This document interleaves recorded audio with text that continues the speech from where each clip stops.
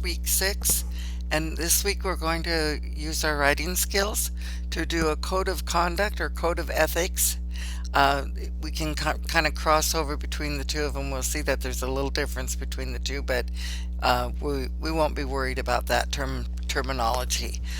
So if you look at your module, and we have 2 readings, and then we have our assignments for the week. So let me go ahead and click reading 6 and 6A, and in this it'll tell you what the difference is between a code of conduct and a code of ethics. And so if you are going to be thinking about playing a game, you have a set of rules. That's what your code of ethics are. It's a set of rules for your business. You use the code of ethics so that when you think of business ethics, you think of what that involving business ethics involves doing what's right and fair in business, treating others well, and taking responsibility for actions and their impact. So if you have a company and they do some shady things, like if they have oil or they have byproducts from their manufacturing plant and they dump them into the river or into some area, they're not acting very ethically because they're not doing what's right for everyone, for the community. So businesses normally have a code of ethics and a code of conduct. The code of conduct are really the rules for the employees, and the code of ethics is really for the overall business. What you're going to be doing in this assignment and in this work is to read 3 of these 8 codes of ethics. And so there's several here, and you're going to need to pick one from there, actually 3 of them, and look at them. And as you're reading them, think about, are they a code of conduct or are they a code of ethics? And is it real clear what employees are supposed to do? If it's a code of ethics, it should be cleared. And if it's a code of ethics, it will be, if it's a code of conduct, it'll be pretty clear what an employee is supposed to do. If it's code of ethics, then you have to look for the values and the meaning of the ethics. So,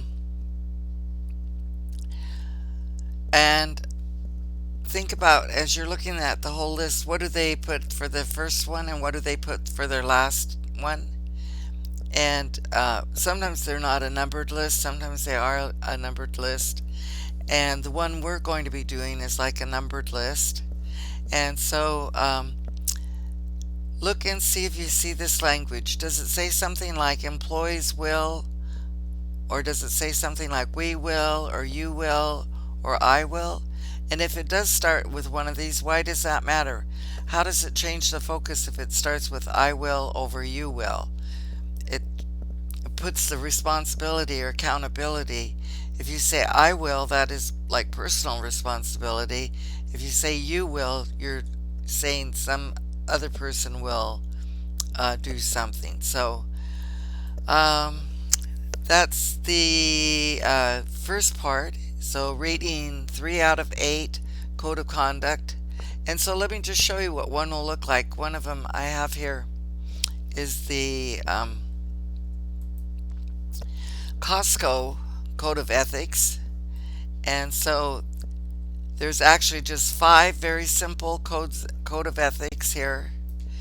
The first one is obey the law. The second one is take care of our members. 3, take care of our employees. 4, respect our suppliers. And 5, reward our shareholders. And so this is what governs their company to do what's right for people. So let's say one of their employees is working and they're asked to do something a little bit, maybe somebody asks them, one of their family members asks them to get them a job. And so there's a company policy about you can't hire somebody from your own family. So if you cross that line, then you're going to be breaking the code of ethics. So two kind of main items, two things that you can think of that are usually covered in a code of conduct or code of ethics, especially code of conduct, is the policy about dating and a company. Some companies have very strict policies about uh, it's called fraternizing with your fellow employees.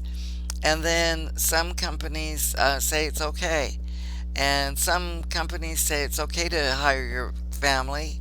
And other companies say, no, that's not a good idea because there can be favoritism then. And so, anyway, it's this one is fairly small, code of ethics, and then they spell everything out for each part. Like, let's go up to the obey the law part. So obey the law is the main idea, and then they spell it all out. Okay, so you'll have some fun reading those different things and thinking about it. And then you're going to do activity 6A.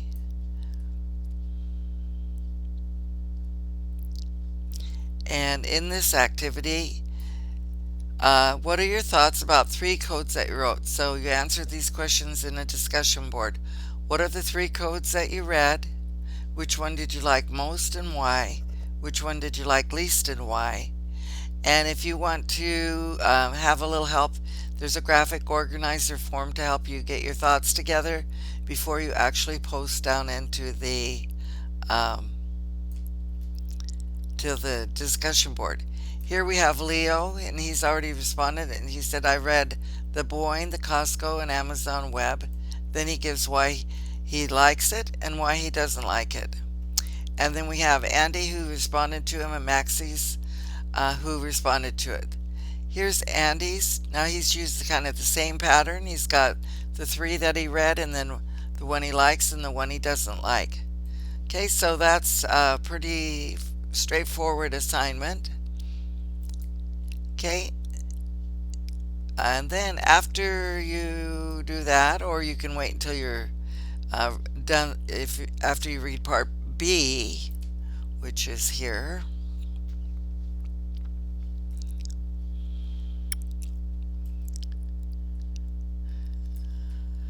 Writing a code of ethics. What do you have to include in a code of ethics? And what you'll be doing is you'll be writing you'll be thinking of your values, like do you value honesty and integrity? Do you value making money? What are some of your values? So as you go through here, and you can read how to write a code of ethics. There's quite a bit of information in there. And then let me click on the assignment so we can see.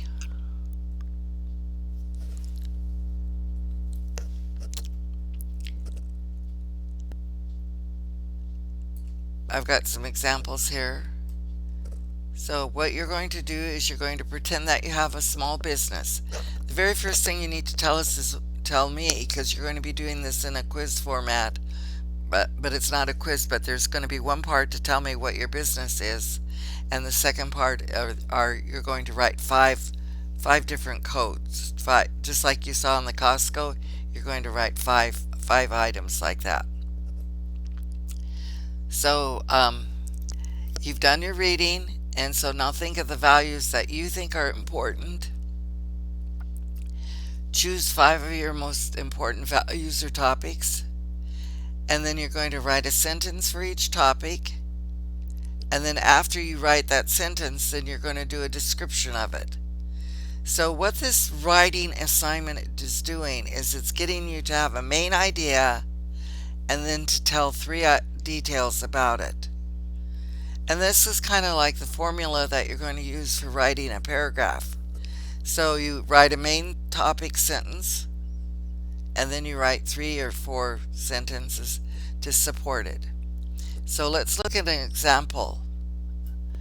So the topic sentence, or the main idea, or the main value, we will protect your documents and files.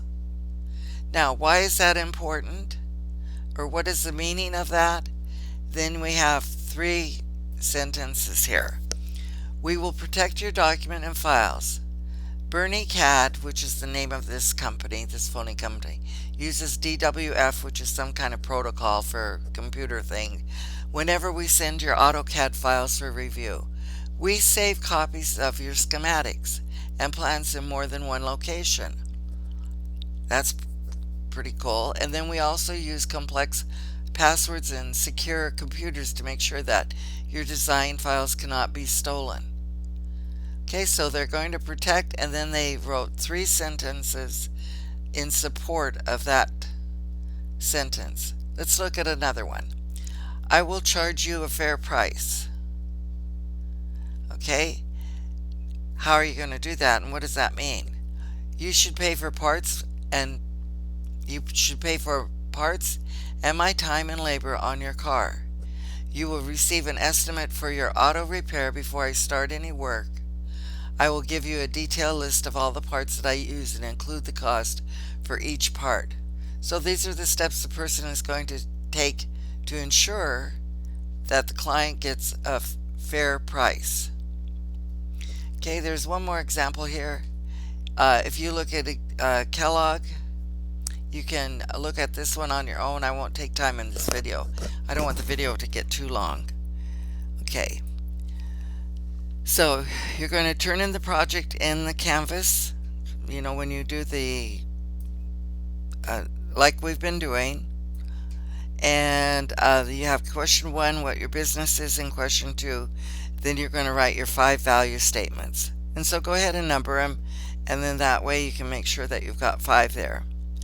And this tells you how it's going to be graded, and I'll let you go over that on your own. It's fairly simple. It's a rubric that you're going to use. Now, I do have a worksheet here for you to help guide you on your writing if you would like. Let's take a look at this. Just like I made a little worksheet for the first part, I made a worksheet here. So if you think of your values, just jot down values. You know, Google what are values, what are core values, and you can read what other people have, and then choose from the many lists that are available. Question, what kind of company are you starting? So jot that down on this piece of paper,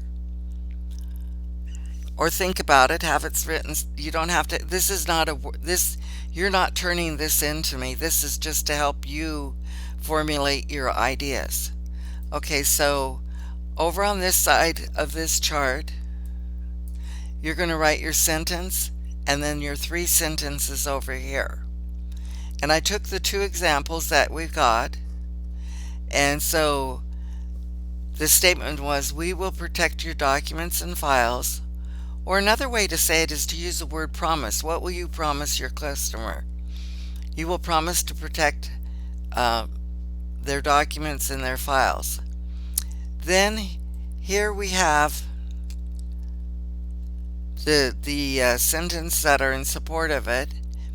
And here's your why: to make sure that your design files cannot be stolen. We're going to do all these different things for the protection of this. We're going to charge you a fair price, so you should pay for only the parts and the time and labor on the car. Okay, so that's kind of just breaks it down. You don't have to break anything down like that. But what you want to do is over on this side here, you can say, my company, or I will, or we will, or you will, ... Write your part here, and then write 3 supporting. And in here you can just kind of jot down your ideas, what you're going to talk about. You don't have to make your full sentences in here. It's just a worksheet.